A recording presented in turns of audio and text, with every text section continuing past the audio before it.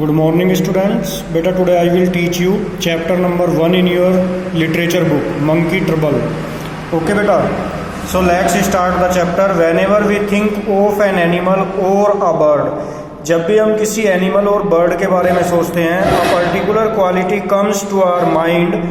उसकी एक particular quality हमारे माइंड में आ जाती है. Pick up appropriate qualities from the cloud में से एप्रोप्रिएट क्वालिटीज को उठाइए and write them opposite the names of the animals and birds, और उन्हें इन दिए हुए एनिमल और बर्ड्स के नेम के सामने लिखिए. डव की क्या क्वालिटी है बेटा? डव इज जेंटिल होती है. डॉग फेथफुल होता है. फॉक्स कनिंग होती है. पैरोट टोकेटिव होता है. और मंकी मिस्चीवियस होता है. So let's start the chapter. Grandfather bought tutu from a street entertainer for the sum of 10 rupees. Grandfather ने टूटू को एक स्ट्रीट एंटरटेनर से 10 रुपये में खरीदा था. Toto is the name of a girl monkey.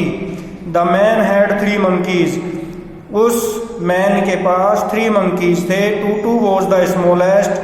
उनमें टूटू सबसे छोटी थी. बट द मोस्ट मिस्चीवियस, लेकिन सबसे ज्यादा शैतान थी. She was tied up most of the time. वो काफी टाइम तक बंधी रहती थी. The little monkey looked so miserable. वो छोटी मंकी बहुत ज्यादा मिजरेबल दिखाई देती थी. With a collar and chain, collar और चेन के साथ. That grandfather decided it. इसीलिए ग्रैंडफादर ने डिसाइडेड किया.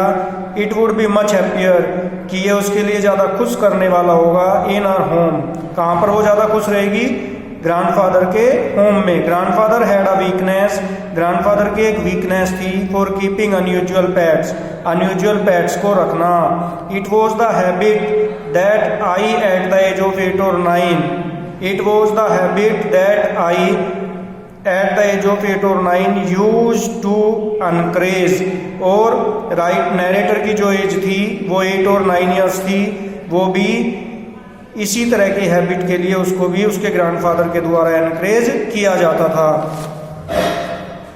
Grandmother at first objected to having a monkey in the house.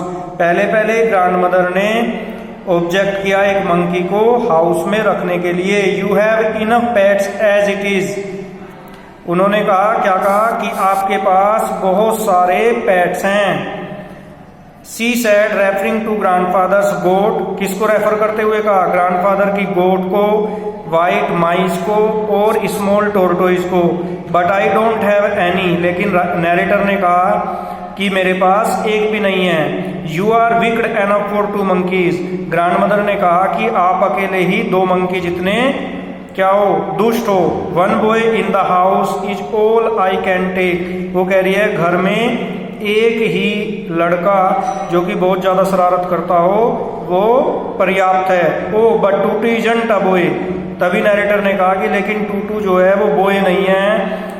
This is a little girl monkey. ये एक छोटी गर्ल मंकी है. Grandmother gave in. इस बात पर ग्रैंडमदर ने अपनी हार मान ली. She had always wanted a little girl in the house. क्योंकि वो हमेशा से घर में एक छोटी लड़की को चाहती थी. She believed girls were less troublesome than boys.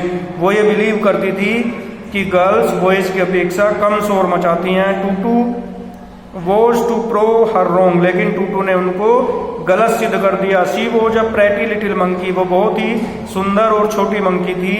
Her bright eyes sparkled with mischief beneath deep set eyebrows. उसकी चमकीली आंखें आईब्रोज के नीचे शरारत से भरी हुई थी. And her teeth which were pretty परली वाइट. और उसके टीथ जो कि मोती की तरह सफेद थे.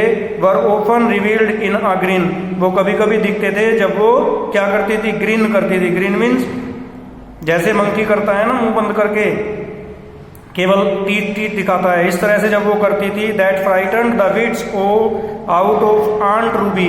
और उसकी इस हरकत पर आंट रूबी जो है वो डर जाती थी.